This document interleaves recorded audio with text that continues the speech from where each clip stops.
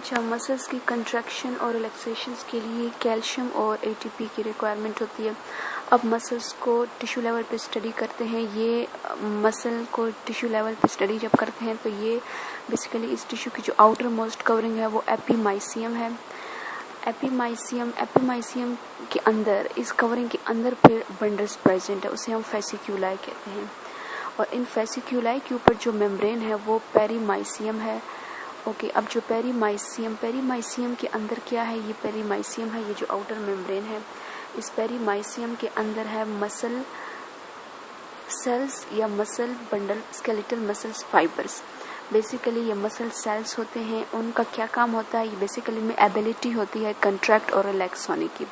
फिर यहाँ पर नर्व्स और ब्लड वेसल्स भी प्रेजेंट होते हैं। अब जो मसल सेल्स हैं उनके अपने प्लाज्मा मेम्ब्रेन और साइटोप्लाज्म होता है। जस्ट लाइक प्लाज्मा मेम्ब्रेन जो मसल सेल्स की है उससे हम सार्कोलीमा कहते हैं, और जो साइटोप्लाज्म की है उसको सार्कोप्लाज्म कहते हैं।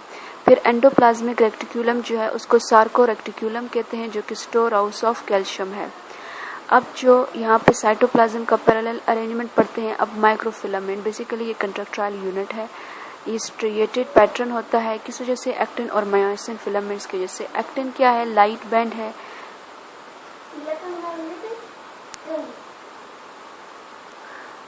आई बैंड है आइसोट्रॉपिक, और जबकि मायोसिन जो है वो क्या है, मायोसिन डार्क बैंड है, ए बैंड है, जो कि एन आइसोट्रॉपिक है। अच्छा, अब ये एक्टिन और मायोसिन क्या है, बेसिकली ये प्रोटीन है, कंट्रैक्टाइल प्रोटीन है, जो कि किससे बनती है, एक्टिन और मायोसिन है। अच्छा, ये कंट्रैक्टाइल प्रोटीन का क्या फंक्शन है, बेसिकली ये मसल्स को कंट्रैक्ट करने में हेल्प करती है। ये प्रोटीन खुद कंट्रैक्ट नहीं होती बल्कि मसल्स की कंट्रैक्शन में हेल्प करती है।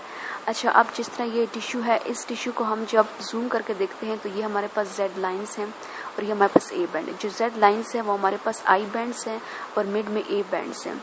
अब ये जो दिखाई दे रहा है ये डार्क बैंड्स है या ए बैंड है, ए बैंड या डार्क बैंड, और ये जो है बेसिकली ये लाइट बैंड और आई बैंड है। टू जेड लाइंस के दरमियान का जो पोर्शन है वो हमारे पास सार्कोमेयर कहलाएगा। हाफ आई बैंड और हाफ आई बैंड, उसके दरमियान फुल ए बैंड हमारे पास सार्कोमेयर है। अब हम जेड लाइंस को जूम करके देखते हैं, ये जेड लाइंस हैं और जेड लाइंस के साथ एक्टिन अटैच है।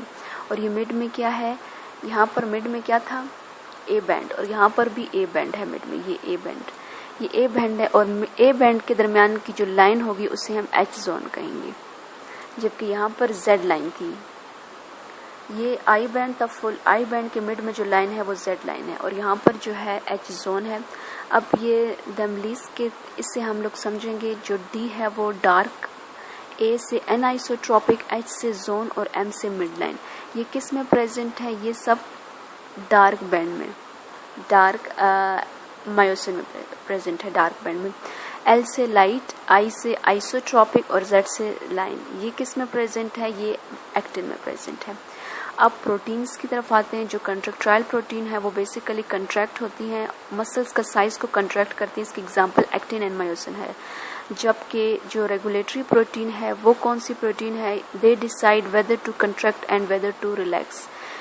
ये रेगुलेटरी प्रोटीन बेसिकली कंट्रोल करती हैं contraction and relaxation of muscles, इसकी एग्जांपल है ट्रोपोनिन एंड ट्रोपोमायोसिन। ओके, अब ये जो क्या है, monomer of thick filament. Thick filament कौन सी है, मायोसिन है। मायोसिन वो फिलामेंट है, वो प्रोटीन है, ये बेसिकली प्रोटीन है, पॉलीमर्स ऑफ प्रोटीन है मायोसिन। अब ये जो मायोसिन है ये वो प्रोटीन है जो सिर्फ एक प्रोटीन के साथ बाइंड होगी, सिर्फ only and only one. Okay, अब जो इसका जो मोनोमर्स है, मायोसिन बेसिकली पॉलीमर है, ये किससे मिलके बनती है, मायोसिन से बनती है। और जो मायोसिन है बेसिकली वो टू से बनता है। बेसिकली यहाँ पर ये जो टू स्ट्रक्चर्स दिखाई दे रहे हैं स्नेक लाइक, ये पूरा स्ट्रक्चर जो है ये मायोसिन का है। ये हेड रीजन है, ये नेक रीजन, इसको हम शॉर्ट आर्म भी कहते हैं, और ये टेल का रीजन। अच्छा, अब ये जो रीजन है एटीपी